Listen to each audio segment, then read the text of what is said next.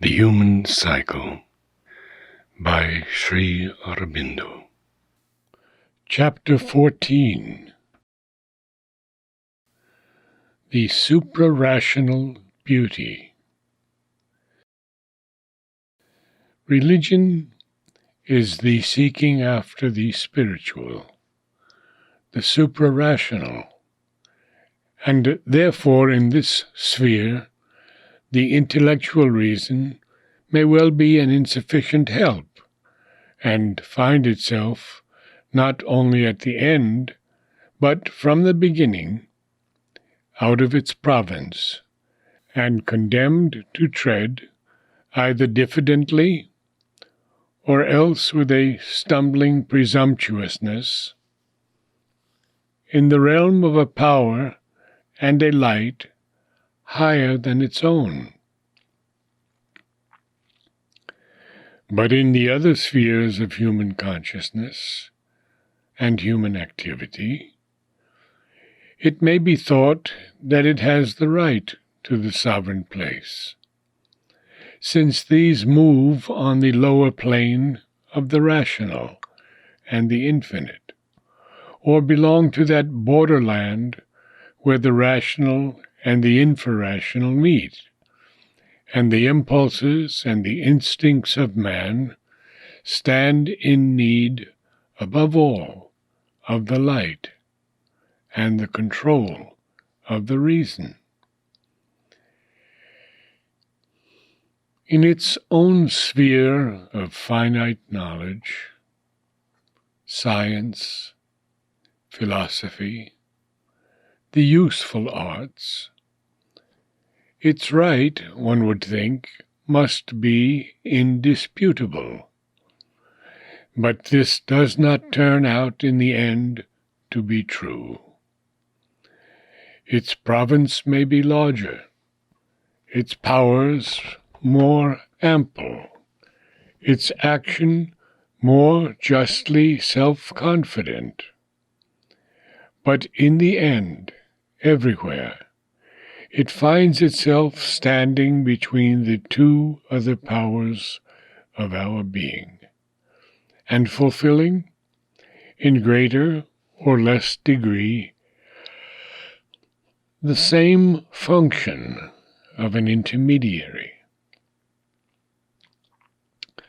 On one side, it is an enlightener, not always the chief enlightener, and the corrector of our life impulses and first mental seekings. On the other, it is only one minister of the veiled spirit, and a preparer of the paths for the coming of its rule.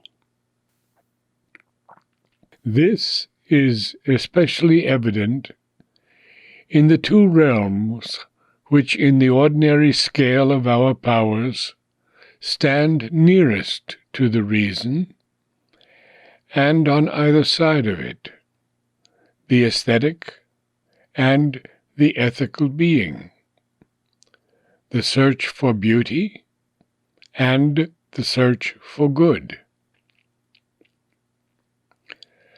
Man's seeking after beauty reaches its most intense and satisfying expression in the great creative arts, poetry, painting, sculpture, architecture.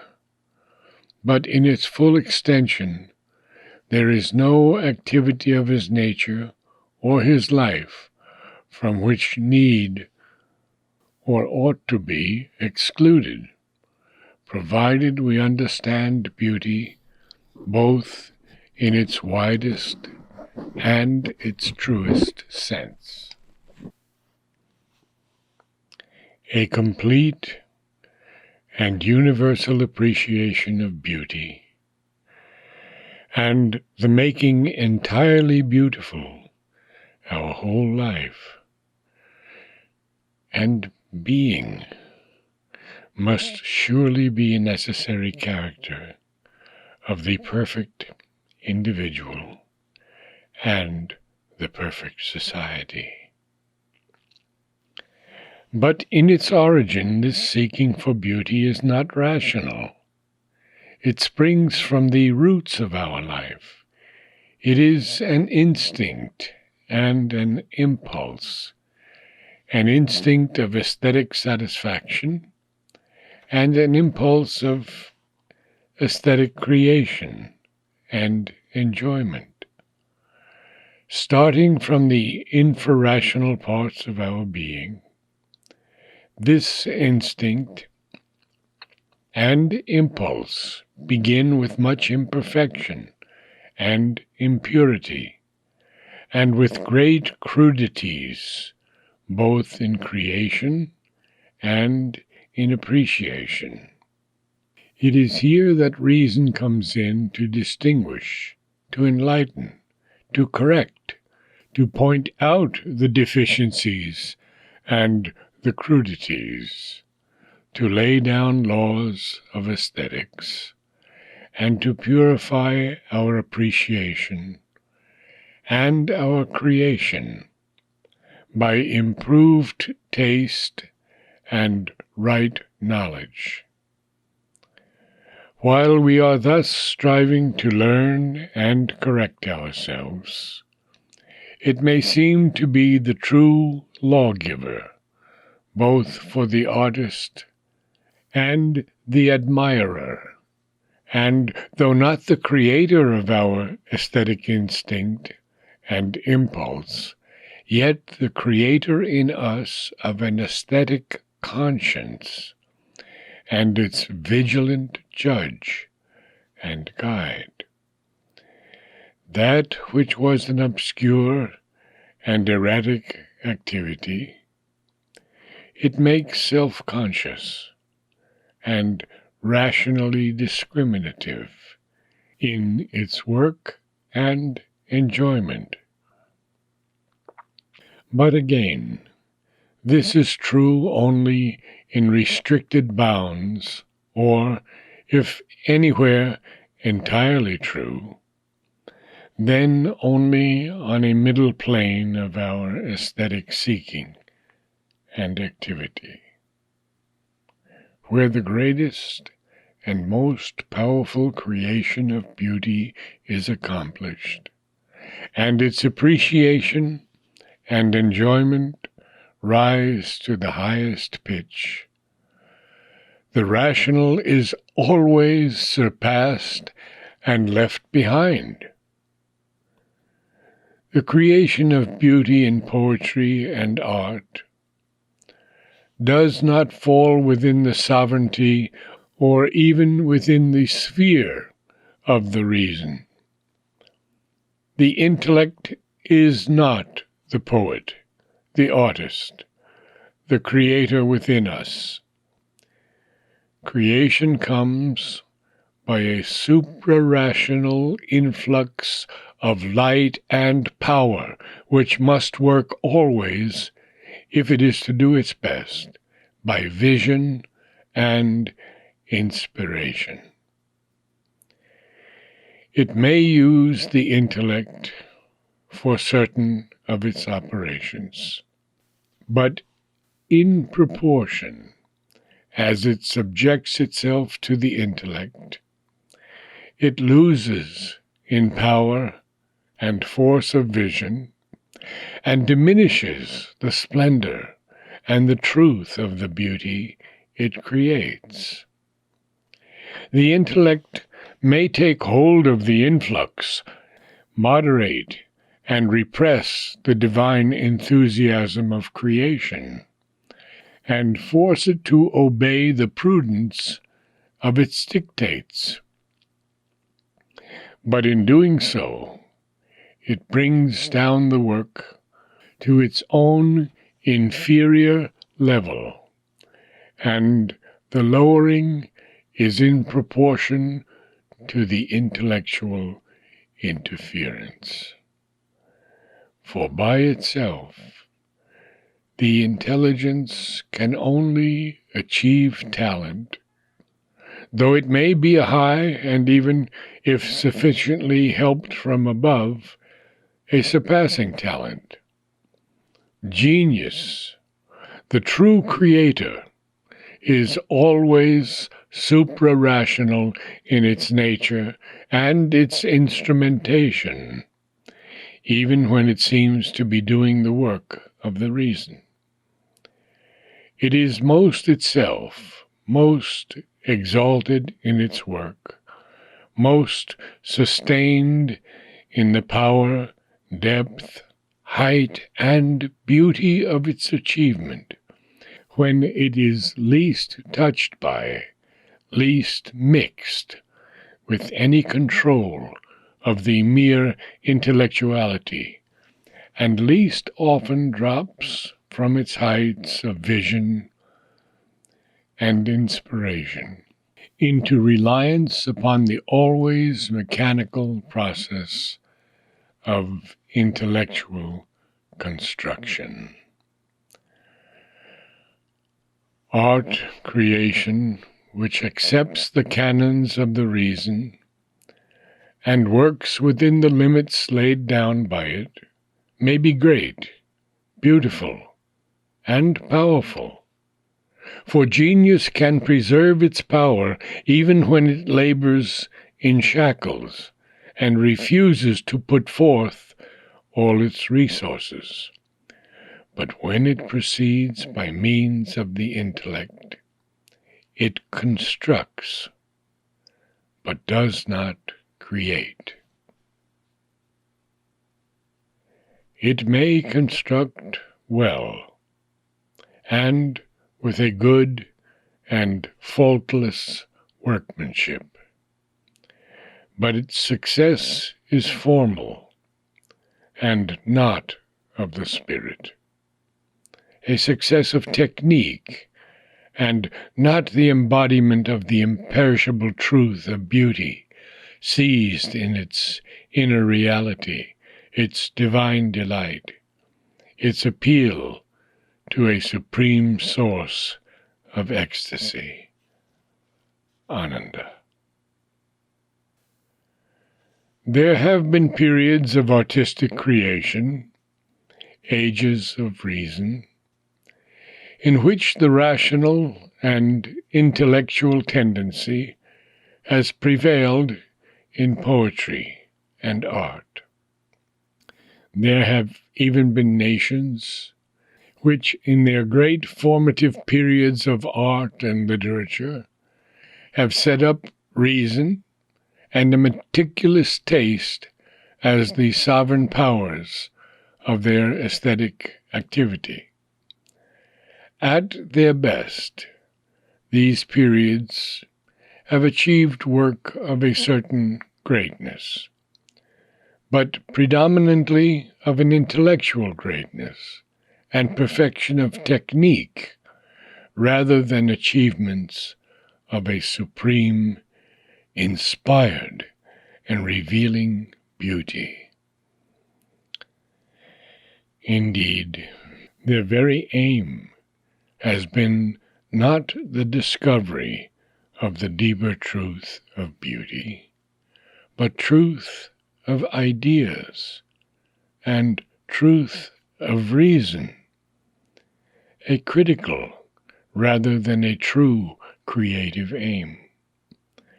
Their leading object has been an intellectual criticism of life and nature, elevated by a consummate poetical rhythm and diction, rather than a revelation of God and man and life and nature in inspired forms of artistic beauty. But great art is not satisfied with representing the intellectual truth of things, which is always their superficial or exterior truth.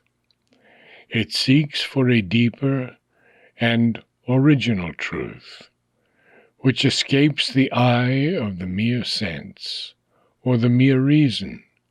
The soul in them the unseen reality, which is not that of their form and process, but of their spirit. This it seizes and expresses by form and idea, but a significant form, which is not merely a faithful and just or a harmonious reproduction of outward nature, and a revelatory idea, not the idea which is merely correct, elegantly right, or fully satisfying to the reason and taste. Always the truth it seeks is first and foremost the truth of beauty.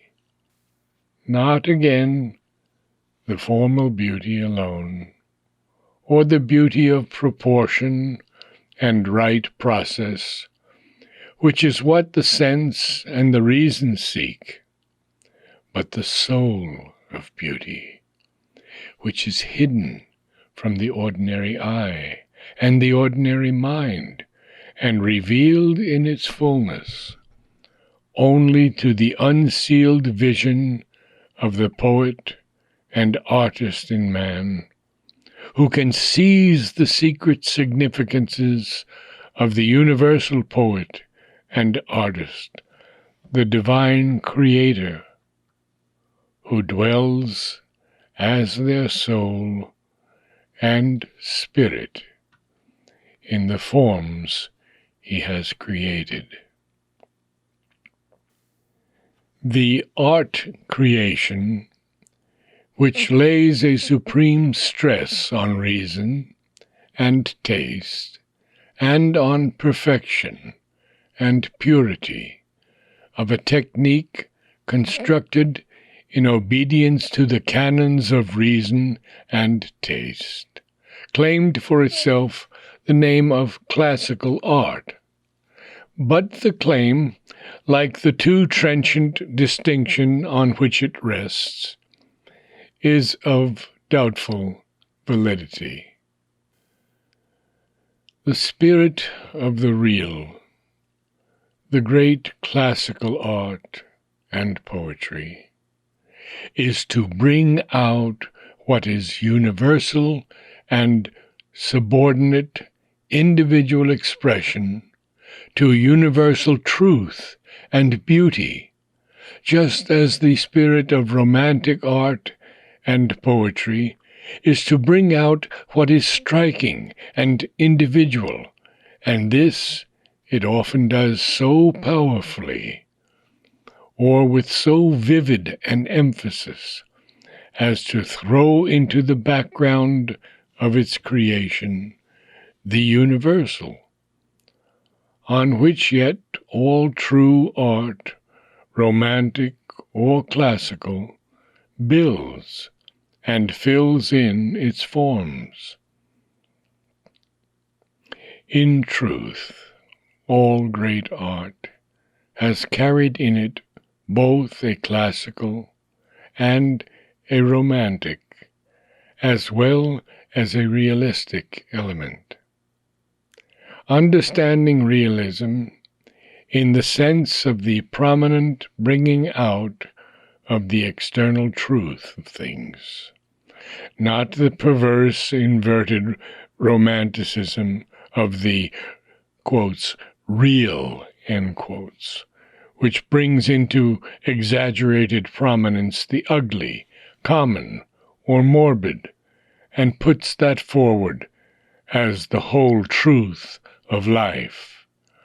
The type of art to which a great creative work belongs is determined by the prominence it gives to one element and the subdual of the others into subordination to its reigning spirit. But classical art also works by a large vision and inspiration, not by the process of the intellect. The lower kind of classical art and literature, if classical it be, and not rather, as it often is, pseudo-classical, intellectually imitative of the external form and process of the classical, may achieve work of considerable, though a much lesser power, but of an essentially inferior scope and nature. For to that inferiority it is self-condemned by its principle of intellectual construction. Almost always it speedily degenerates into the formal or academic, empty of real beauty, void of life and power, imprisoned in its slavery to form, and imagining that when a certain form has been followed, certain canons of construction satisfied, certain rhetorical rules or technical principles obeyed, all has been achieved. It ceases to be art and becomes a cold and mechanical workmanship. This predominance given to reason and taste first and foremost, sometimes even almost alone, in the creation and appreciation of beauty, arises from a temper of mind which is critical rather than creative. And in regard to creation, its theory falls into a capital error. All artistic work, in order to be perfect, must indeed have, in the very act of creation, the guidance of an inner power of discrimination, constantly selecting and rejecting in accordance with the principle of truth and beauty, which remains always faithful to a harmony, a proportion, an intimate relation of the form to the idea. There is, at the same time, an exact fidelity of the idea to the spirit, nature, and inner body of the thing of beauty, which has been revealed to the soul and the mind, its Svarupa and Swabhava. Therefore this discriminating inner sense rejects all that is foreign, superfluous, otiose, all that is mere diversion, distractive and deformative, excessive or defective, while it selects and finds sovereignly all that can bring out the full truth, the utter beauty, the inmost power. But this discrimination is not that of the critical intellect, nor is the harmony, proportion, relation it observes that which can be fixed by any set law of the critical reason.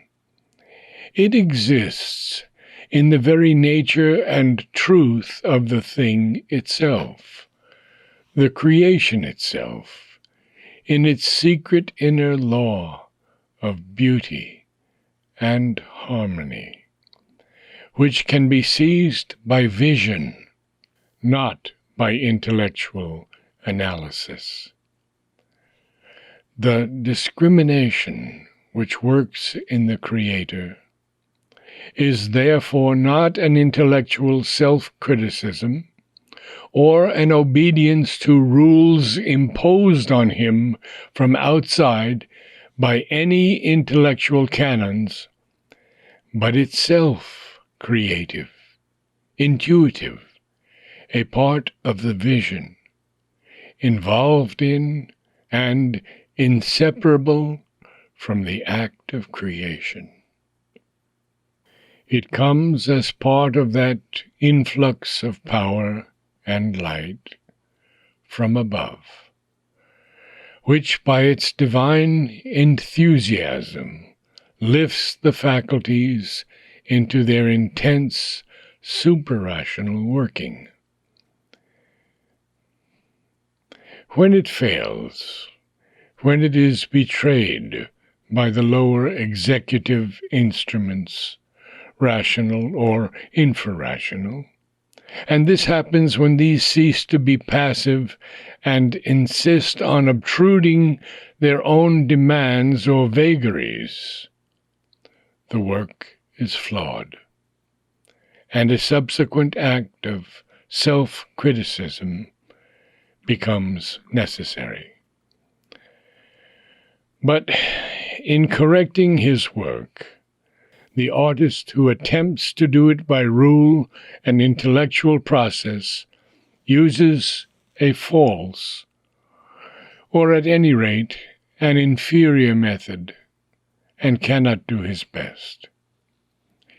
He ought rather to call to his aid the intuitive critical vision and embody it in a fresh act of inspired creation, or recreation, after bringing himself back by its means into harmony with the light and law of his original creative initiation. The critical intellect has no direct or independent part in the means of the inspired creator of beauty.